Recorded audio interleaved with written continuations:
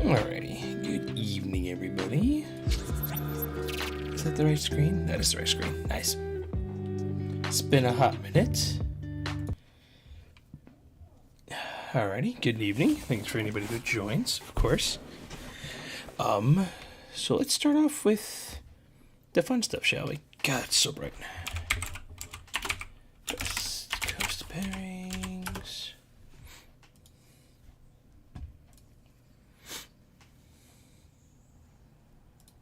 Go here.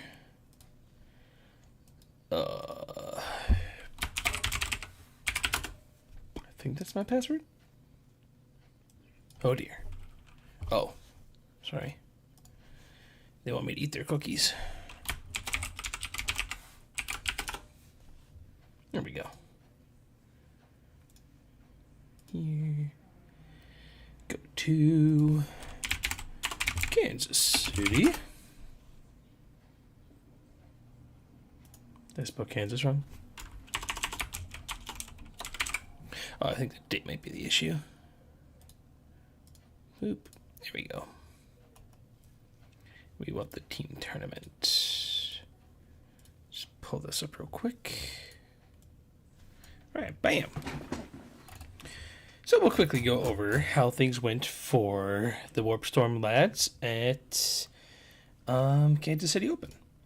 So roster was pretty stacked. Obviously, it's a team event. I mean, Art of War was there.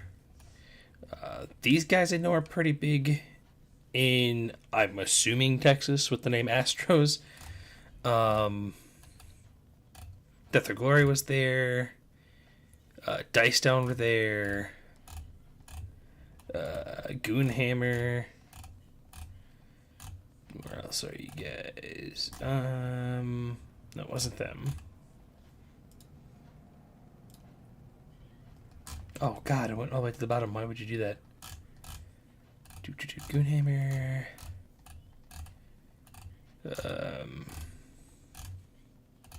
Team USA. Greater Evil had Mark Perry, and obviously, I mean, we ended up facing these guys. These were all good players, but obviously, household name or 40K household name being Mark Perry. We had the boys Tundra Tactics and Tundra Tactics Redshirt. I will be referring them as B Team. It's just going to be easier to say. And remember, United Midwest Project was there. I love the fact that this is still like this. Warp Star, we were there obviously, and then Xenos Petting Zoo. So again, it was a pretty stacked tournament. Had a lot of great teams. We hung out with day one when we got to Kansas City. We hung out with Brad Chester and Xenos Petting Zoo. We went to a barbecue all together. All super cool dudes. We ran into Xenos after like round one as well. Did like a little check in with them. It was awesome. Like I said, super cool dudes. So our day one. Oh, you're gonna go to round 6 right away. So round one. This is hilarious how they have this, by the way. This is great. We ended up getting paired up against MBG Roughnecks. They were running, if I remember correctly, they had Imperial Knights, they had Tyranids, they had some flavor of elves. I don't remember which ones. Necrons. I can't remember the 5th matchup. I can't remember what Kevin faced. I'm unsure what Kevin faced, but regardless, we had me going to Tyranids. So actually, I guess I should quickly explain how team events work. Which going forward, I would much rather play this format of 40k. It is so much more fun, and I think it really lets you play armies in a more dynamic way. You don't have to feel like you're just playing a really dull list. But essentially what happens is the teams get together and you do a die roll, and the first die roll dictates who essentially has first. So if you win the die roll, that means you get to decide if you want to be the first defender or the second defender. The power of being first or second defender is the fact that the defenders get to choose the tables. So if you're playing an army that has a very specific style of gameplay and you want to get a specific table for them, you obviously would want to try and make sure that you're first defender. If it's kind of like coin flipping, you don't really care, then you can go to second defender and try to help out later on. But anyways, both teams get together. They both pitch a defender to each team. So you both in secret put down a defender. After both teams have their defenders, you reveal, and then after you both reveal, the teams get back together and you get together 2 attackers. And then after both teams have both attackers, you present the attackers, and then the original defenders get to choose out of the 2 armies. So in the situation for me, we put me up as first defender because I was playing guard. So with how Games Workshop's terrain goes, guard really doesn't have great terrain. So you typically want to make sure that there's at least the one good table for guard, that you give it to your guard player. So I was up for first defender. They gave me Tyranids and Imperial Knights, if I remember correctly. So I took Tyranids. Their first defender, I think, again, I don't remember what their first defender, I believe, was Imperial Knights. And with Imperial Knights, we gave them Kevin's Demons and Steve's Chaos Knights. And they took the Knight matchup, so Knights versus Knights. The next defender we had, I believe, was Jason and his Salamanders, and he got paired up against, I can't remember the 2 pairings. I can't remember what Jason faced at all. Oh no, he ended up getting Eldari. I don't remember what the other attacker was, but we lined him up and we wanted him against Eldari. Their second defender, I believe, was Necrons. Yes. Because then we threw Quinn and demons at them, and they chose Quinn. and then it was demons versus their fifth. And like I said, I just for the life of me I can't remember what their fifth was. But as you can see overall, I'm not gonna go like super in depth in the games, but as you can see overall, it went really really well. My score should be higher. I forgot to give myself primary for a turn because I'm an idiot. So this should have been like 98, I think. After I realized all them, like I should actually no, I would have had a 99 if Quinn would let me score all my points. Yeah, I would have had a 99 if I wouldn't have missed the 8 points for primary and then the 2 more points I could have gotten at the end of the game. But yeah, these guys were super cool. They knew their stuff, but it doesn't seem like they're like uber competitive. They definitely just wanted to like experience the team event, which is super cool. They were nice dudes, awesome to be around, cool dudes. We felt very good after this round too. Like to win like this felt great. Like it was a really good way to get the nerves out of your system and like just get your mindset in the tournament. Like this just felt awesome. What's also great about a team environment as well is that you don't have to feel this immense amount of pressure to win. Because it's like, we have 5 strikes, you know what I mean? So if one person kind of like falls on the sword and loses, you know that it's like, you know what, I got my 4 other dudes or 3 other dudes, depending on the size, that can like help you out. Can really, get you back into the game and like hype you back up and be like, hey, yo, no big deal. You took the bad matchup. We wanted this from you. So it's nice. It was super, super cool. But yeah, we 5-0'd them.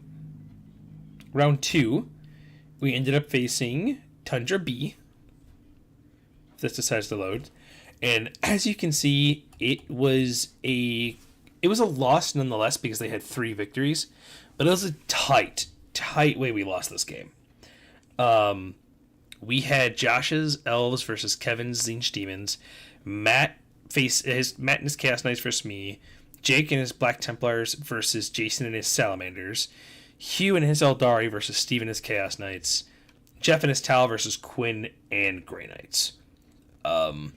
This nearly lined up exactly how he drew it up on the drive down there when we were talking about potential matchups. Actually, no, I think this drew up exactly how he wanted it. Yes. Or no, I shouldn't say wanted it, but how he predicted it is how I should say. Because obviously, if it went the way I wanted it to go, I wouldn't have faced Chaos Knights. But yeah, so I had Matt and his Chaos Knights. As you can see, pretty big deficit loss. He got to go first. He found really good angles. I wasn't able to obviously hide everything because I'm such a big army. I guess there's like an argument I could have tried like strategically reserving some troops to help like make space. But my shooting phase also didn't help me. I didn't kill in our war dog until like turn 3. So it was one of those, again, it was one of those games where, like, as I was losing, I just needed to like not get into like that tilt factor and just was like, you know what? This is it. Like this is like me laying on the sword. So first defender again was me, and they threw Chaos Knights and Demons at me, and we felt more comfortable with the Demons back on the table versus Chaos Knights. No, sorry. I said that I had better potential to face Chaos Knights than Demons, and I felt like we had a better opportunity to at least beat Demons. Not crush them like this, but like beat Demons. If I wasn't facing them. Because if I face Demons, the win rate's, it's literally a coin flip. If they're making their Demon saves, I instantly lose. If they don't, I instantly win. It's too hard of a matchup, and there's nothing I can do to really hedge anything in my favor. So we put Demons back in the pool, which, as you can see, ended up being a smart decision. Next up, I believe... I don't remember what our next defender was. It may have been Jason with the Salamanders.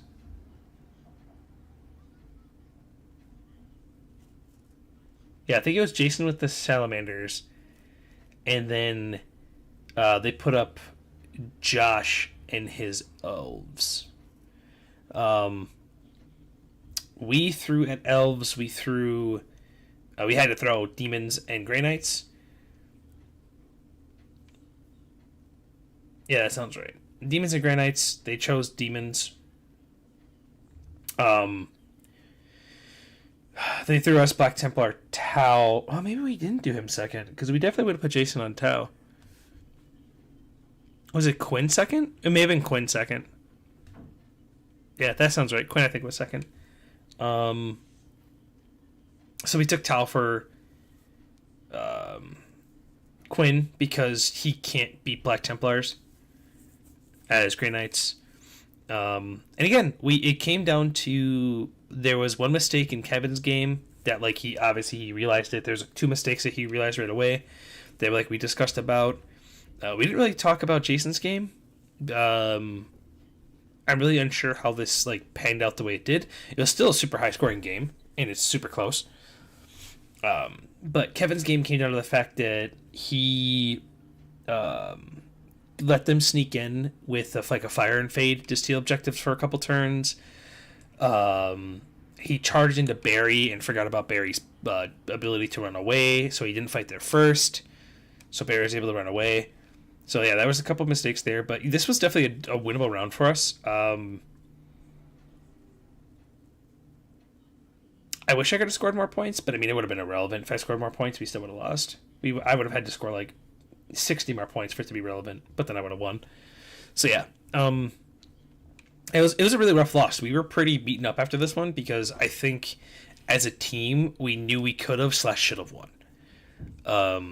Because this was a wash. We didn't expect this from Steve. We were hoping for a win, obviously, but we did not expect Steve to just beat Demons that hard.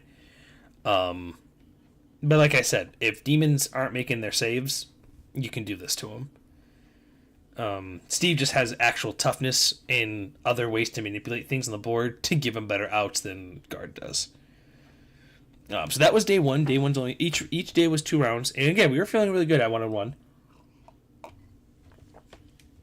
That night we hung out with the Tundra boys.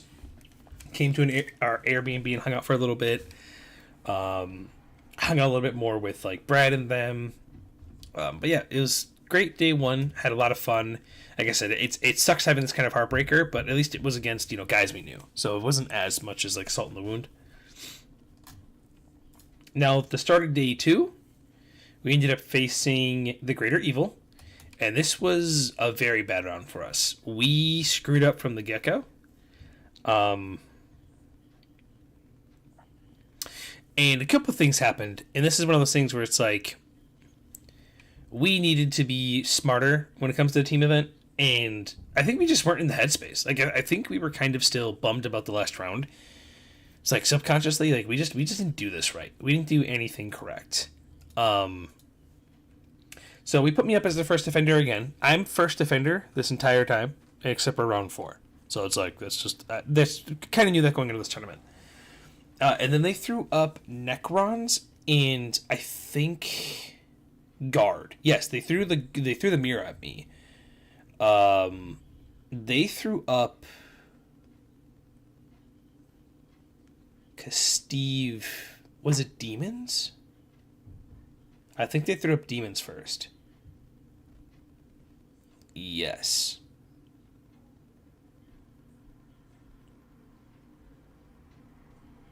Yes. Yeah. So this was where mistake number 1 happened.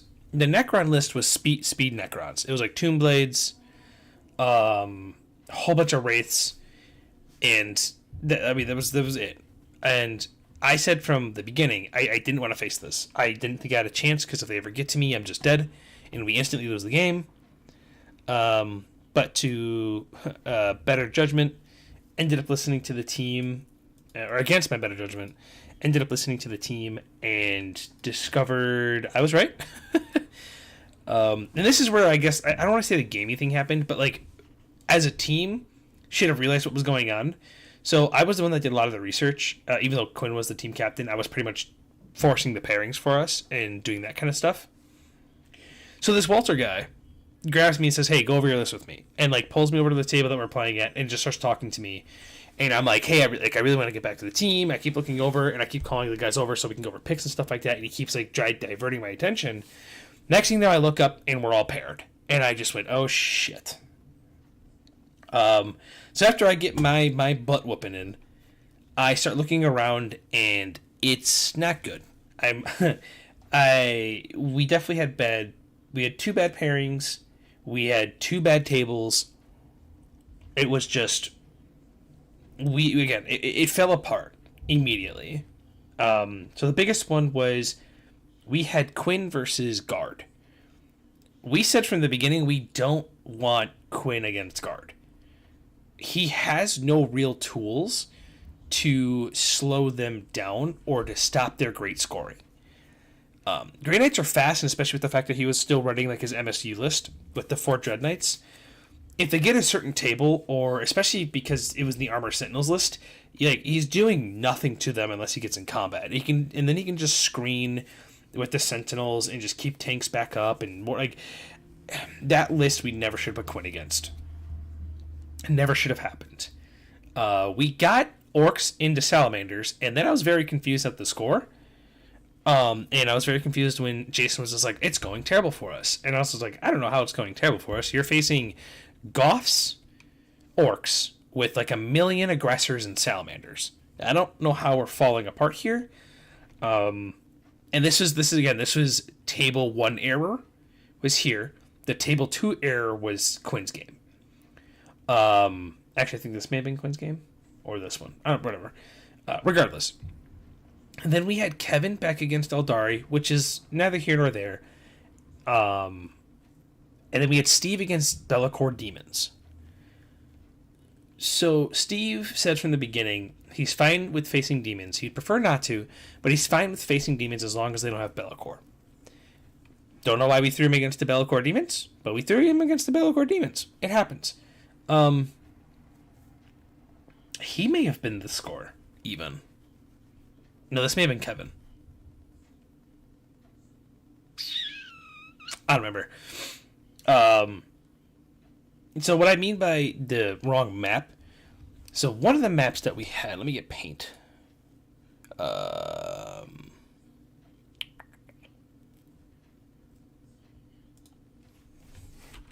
Paint. So one of the maps so the map that Quinn was on, it was box here, box here, box here, box here, with a like rectangular thing here, and then like it was like forest, like irrelevant placings of those. But the problem was the fact that we had colors. Like, there you are. Inside the terrain features. So initially, oh my god. Brush. Initially, this is how the table was set up. Terrain like this.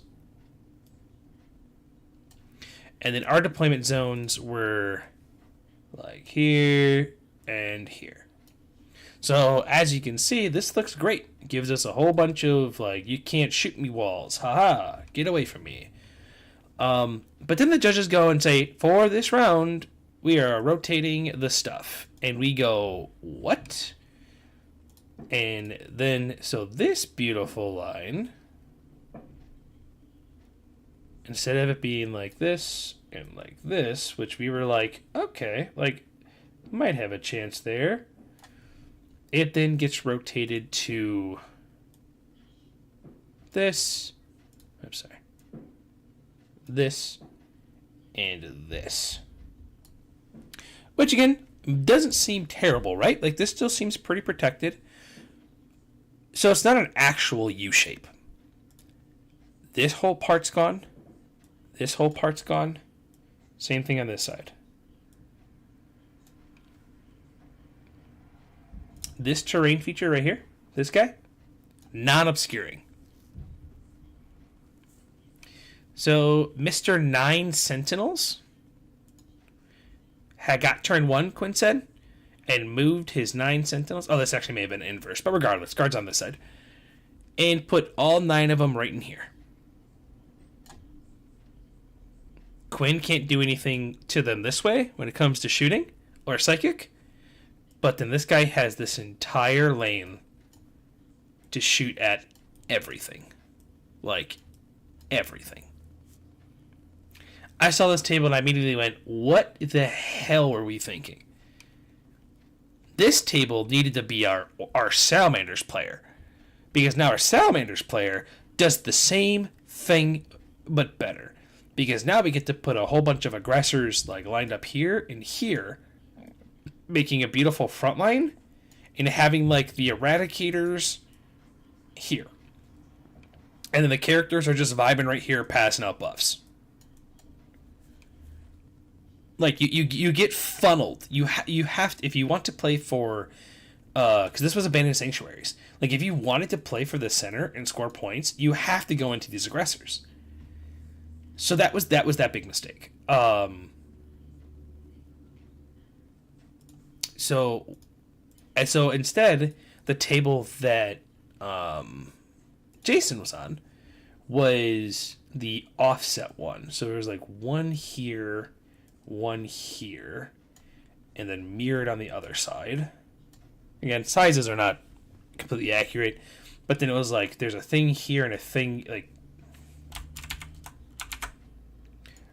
there's like a thing here and a thing here, slightly rotated. Like shit. Yeah, shit. As you can see, I am a paint connoisseur.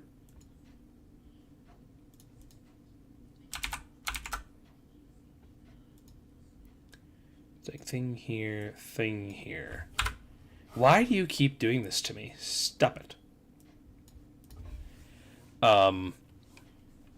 So as you can see, the problem is like this is all blocked off because, like I said, these are actually more angled. Actually, probably would be better if I did a drawing of it.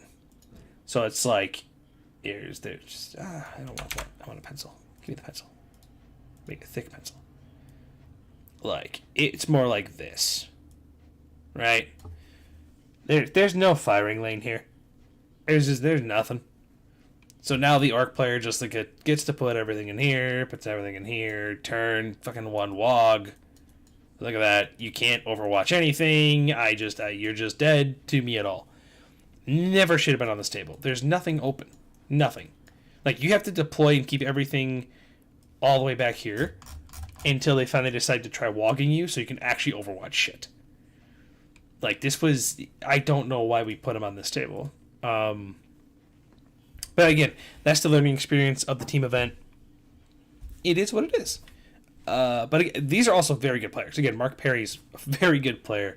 Does stuff with Art of War. I think he's with Art of War. I'm not entirely sure, but I know he's been in some Art of War videos. So he obviously knows what he's doing. And apparently this Walter guy is like a Necron guru. I ended up discovering like 2 rounds later when he was on stream. Didn't know that, so that was good to know. So then round 4, you're gonna see the scars, and yeah, it was not good. We played with a little bit of a chip on our shoulder for this round. I don't want to make that sound bad, so obviously context. Before this round, so we're 1-2. We understand we're not winning anything. Our opponents understand they're not winning anything. Like a 4-2. If like we had crazy paint.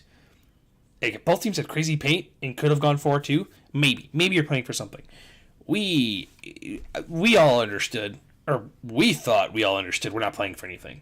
So we asked them, hey, let's have some fun. Let's just do full random. Let's just do 5 random pairings, and just YOLO it. You know what I mean? Just have some fun with the last round. You know, it's all of our last rounds. We're not playing tomorrow.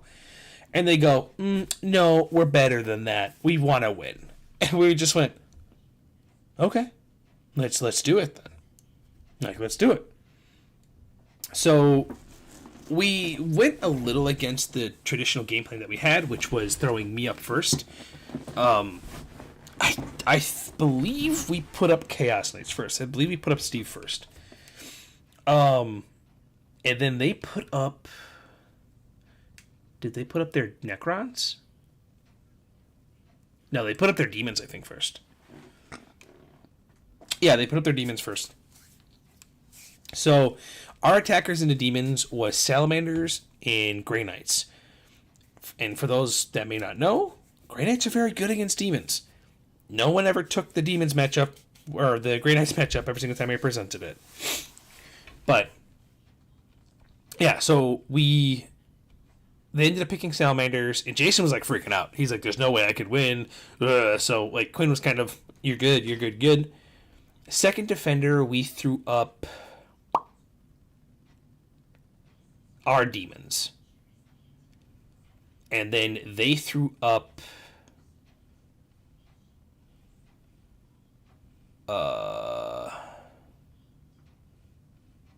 what did they throw up? Because I had guard. So it was guard. It wasn't guard. Because it was guard was part of the. Oh, we didn't throw up our demons then. Did we throw Quinn up? I think we threw Quinn up. And then they threw up their Necrons. Necrons chose demons. I ended up getting against Iron Hands. I don't remember how I got there. Quinn ended up against Admech.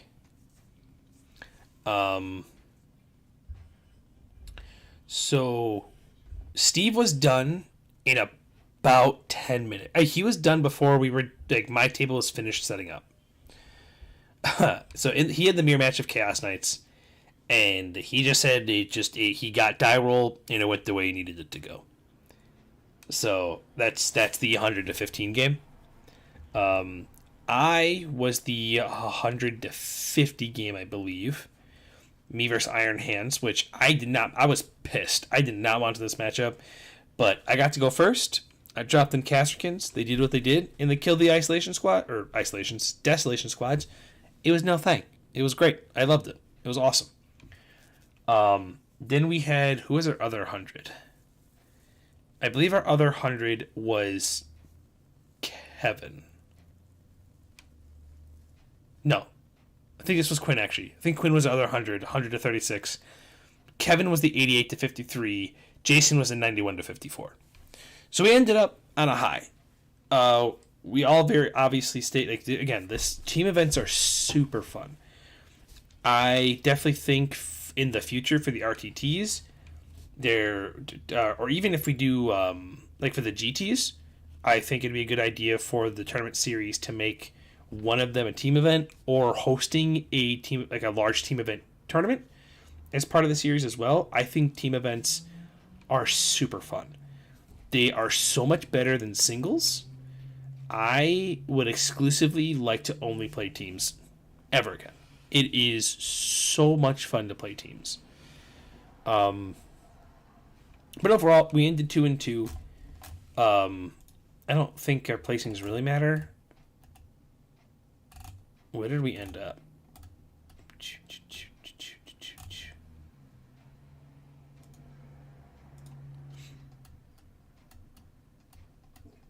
Cool. 28th. And that's because we dropped. That's actually kind of saddening. We actually could have done well if we actually played the last 2 rounds too. That makes me a little sad. Where does the 4-2 start? Here? Or I should say, where does it end? Because this is 3-3, 3-3, 3-3. We could have done. I'm a little upset now that we didn't play the last 2.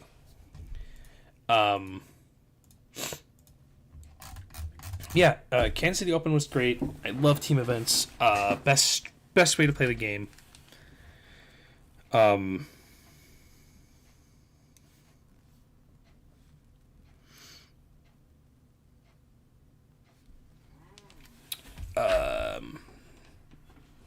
And obviously, this is a nice way to go to our next subject. 10th edition, of course.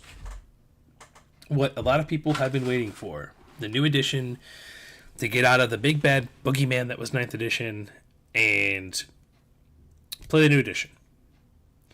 If you watched it all over the weekend, there was, I believe, 3 games total that they showed.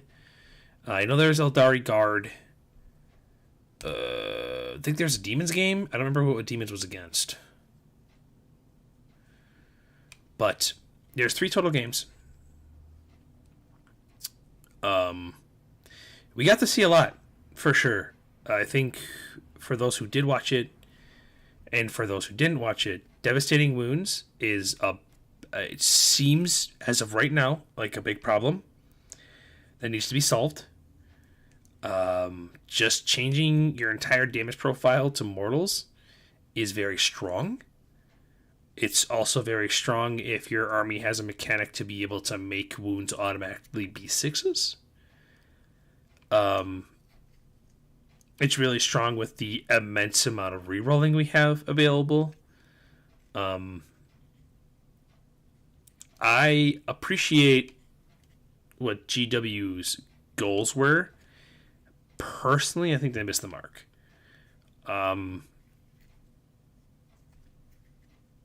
This is with the stuff obviously shown. This isn't playing a lot of games or like, oh, I have all the secret 10th edition knowledge now. This is just like the outside looking in. Information that we have, the games that we saw, the result oriented thinking right now of what we've seen. Now, when it starts being fully released and all the nerds get their hands on it, and those people that just spend all day, finding the really weird synergies and the way, and finding a way to maximize point scoring and all that fun stuff, it might be completely different. It may be just like, holy moly, this game is actually super balanced and super fun. Who knows? But devastating wounds is a very scary concept, that's for sure. I think if they would have just kept it the traditional way of dealing mortals off sixes, where it's just like a single mortal, it wouldn't feel as over encumbersome. But when you have a damage profile that's d6 plus 2, and then that damage just becomes all mortals, you go from potentially killing one marine to potentially killing 4, and that doesn't seem fun. If just one D cannon alone, just a single D cannon alone, can take out 4 Marines, that's not a fun thing to play against. But who knows? Maybe it gets changed before the rules are officially released, or maybe after the first FAQ, after we actually get some tournaments under our belt. Devastating Wounds gets a different keyword or a different understanding how the keyword works. May might get the Votann treatment, where auto wounding 6s don't count for some reason. You know what I mean? Who knows? Don't know, but I know a lot of people are super excited for 10th in our area. I don't want to, shit in anybody's Oreos. Just, hey, you want to play 10th, you're hyped for 10th. Get that Leviathan box if you can get your hands on it, because that thing is super dope, super immense amount of value. Absolutely love that box. They did a great job there. And play your hearts out, you know what I mean? Play 10th, have fun with it. Now, for me personally, if there are any fans of me out there, as of right now, I think 40k is in the review mirror. I feel like this started happening pre-LVO. When I was playing Sisters, I started getting really complacent with the game. Just expected my army to carry me through my mistakes, and I wasn't willing to learn from my mistakes. Which is an on me thing. And then we kind of hit post LVO, and it kind of this wall. Kind of lost the passion for the game, kind of lost the fun for the game. Started playing Custodes again, and started having fun again. I absolutely love playing Custodes. They have a special place for me in the hobby world, for 40k especially. But, God, this is really bright. Let me turn that off real quick. Good grief. But yeah, I am personally weary of 10th. Maybe the Custodes index cards come out and my mind changes completely. Who knows? But as of right now, in the foreseeable future, I don't see 40k being my thing. It sucks. I was super passionate about the game for very long. I even applied for a couple of jobs in our local GW stores. But yeah, I don't know. I don't know if it was just the overwhelming nonsense of the game finally coming to fruition in my eyes, or the concept of the constant bashing on GW is kind of annoying. I mean, I've done it too. I'm not gonna say I haven't.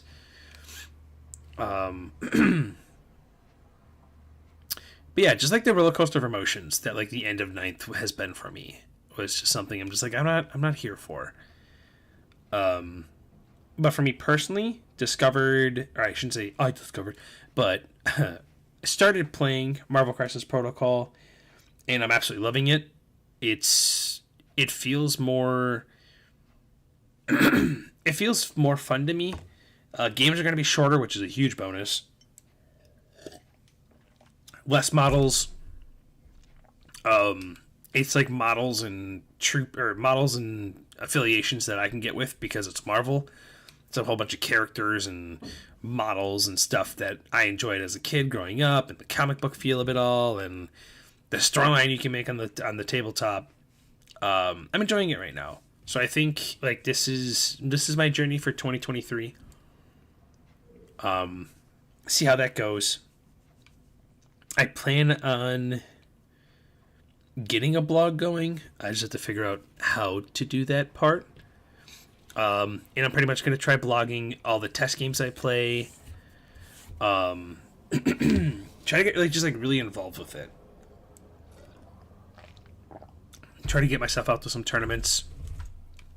And really get heavily involved community-wise into the game. I'd love to grow it at the store, at Warp Storm. I'd really love to get, people I know personally into the game. Just get it going, Just really get the game going. I think it's super fun. I know right now Shatterpoint for Star Wars has a huge, hype behind it too. So it's kind of hard to break that get that broken into at the store for MCP because obviously people are just like, Star Wars, new game, let's get it. But that's where I'm at. I do also plan on trying to stream once a week again. I know I've said that like a million times in my streams, but I kind of just had, personal epiphany moments of like, I really want to start doing stuff I want to do again. Make myself mentally more healthy, physically more healthy, all that fun stuff. Take some time, get back to me. Which, speaking of that as well, I guess I can bring it up here. I mean, I know there's only supposedly one other person watching, but obviously if anybody checks the VOD out or anything like that, Kansas City Open, as of now, but pretty confident, period, was the last event for Team Warp Storm Gaming. What that means is when it comes to like rankings and labeling teams out for tournaments that our guys go to, it will no longer be under Team Warp Storm Gaming. Quinn and I talked about it quite a bit, and with how things shaped out with the guys we picked and ourselves, there's obviously personal responsibility here too. We didn't accomplish any of our goals. We didn't even scratch the surface with any of our goals. Granted, we only really had the guys doing this since November, but nothing happened of it. We're all guilty of it. We didn't do the content we wanted to do. We didn't do the competitive side that we wanted to do. We didn't grow the competitive concept. It fell apart, unfortunately. It sucks because I know we have one or two very, very, very passionate guys that were on the team that really want to take 40K by the horns and just fucking get it into the ground and get to that top level of play. So, again, it sucks, but realistically speaking, the Tundra boys up in Madison, they've established pretty much everything that Quinn and I were looking for personally. So it's just the right move. In general, it takes a lot of stress off of us as well, and Tundra's also a lot more laid back. They just want to play 40K versus what Quinn and I were trying to do, and maybe it's a realization moment for Quinn and I that maybe that's just not what 40K players want, which is fair. We totally get it. Again, none of this is bashing on any of the guys on the team or any of the people that play in our community, anything like that. I mean, we absolutely love all the guys that were on the team. It sucked having to make this decision. It wasn't an easy one to make. I fought for it pretty hard, and I kept trying to get us to turn that corner. But again, I also didn't want people to get burned out from the game. I didn't want people to start hating the game. I didn't want people. I mean, the point is to play a hobby to enjoy it, right? And if your aspirations aren't the same as somebody else, don't change it. Just play the game. You want to play the game, play the game. You want to hobby the game, hobby the game. So, but yeah, that's that. Obviously, there's nothing going on with the store. This is completely independent from the store. The store is fine. They're doing great. You don't need to worry about like, oh my god, they're going to close down anytime soon. The store is completely independent from this decision we made. So still go to Warp Storm, still hang out with the guys, go beat up on Quinn. That's like that stuff is all still perfectly fine. Don't worry about that. This is just the team aspect of it, the behind the scenes project of trying to get that going. But yeah, that's that. So yeah, my content's gonna shift to being MCP. I might try to get into some 10th edition stuff. Like, obviously, I'm going to stick around with 40k, because obviously if there's something I like or I enjoy, I'm probably going to, like, play it still. But I think the actual, like, drive to play the game right now is on the back burner. I'm not getting rid of any of my stuff. I'm not like, FGW in 10th edition. Rah. No. It's just me taking a break. That's all. Me moving on, trying to take step in a different direction, playing a game that, again, like I said, personally for me has been a lot more fun. But yeah, that was pretty much what the title of this video meant. End of 9th, the beginning of 10th, and the beginning of a new era for myself. I'm super stoked to get into the MCP scene and community. I hope if this ever gets shared among any of those guys or my future content, they all, welcome me with open arms. I wouldn't, I have no doubts or any reasons to believe otherwise. Obviously, anybody that's, comes to watch this or is watching this, if you want to continue to support me, obviously you can subscribe if you like. Watch the videos. For me personally, I don't really care about the subscriptions or likes. A lot of those people are into that. For me, I'd much rather just have people watching me. Watching, chatting, vibing. That's what I'm here for. I don't want to just be talking to a blank screen. I do that enough already. I don't need to do it in live in front of nobody else. But yeah, that'll be it for me tonight. I hope everybody has a great night, and I will see you in the future. Have a great night.